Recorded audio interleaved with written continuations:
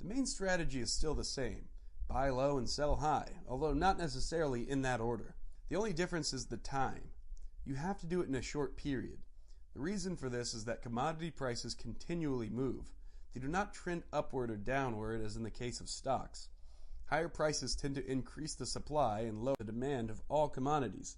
Lower prices tend to decrease the supply and increase the demand. Therefore, the upper and lower limits of commodity prices are rigidly curbed.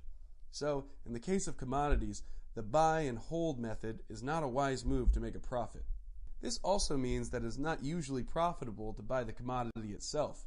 The exception is if you actually intend to receive it physically and use it for your business. You can buy gold, for example, and hold on to it for a long time. The price may go up for a time, but it will fall again sooner or later and will naturally increase along with inflation. Another disadvantage of holding the commodity is that it becomes difficult to resell for a profit.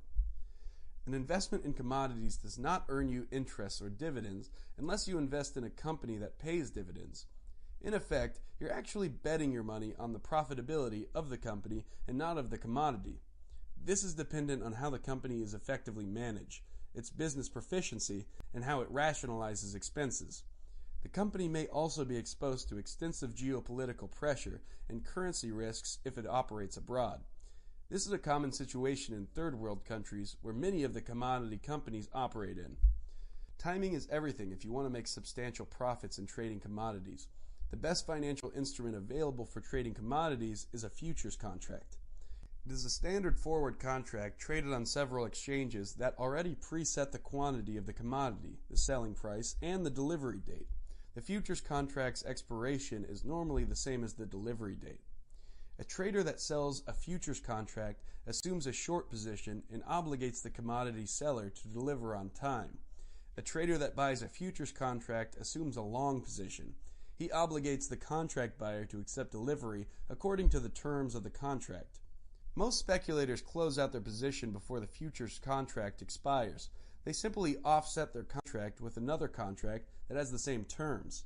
The short seller buys back the contract before the delivery date, while the long buyer sells the contract. Offsetting relieves the trader of making or taking delivery of the commodity.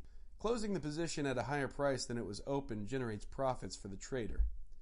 So to profit from trading in commodities, you need to forecast the market accurately to a certain degree.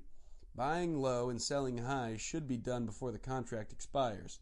This is much more difficult to achieve than investing in undervalued stocks or in companies with high growth potential. In this scenario, the buy and hold strategy works, but sadly, in commodities, it's not applicable. To be successful, you must have an in-depth knowledge of both the commodity and the market. It also means you must monitor any development that may affect the supply and demand of the commodity. Remember that your commodity's price is highly dependent on the law of supply and demand.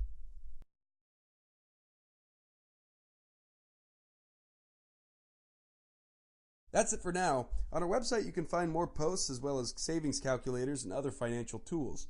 I hope you enjoyed, and don't forget to subscribe to our podcast channel on YouTube.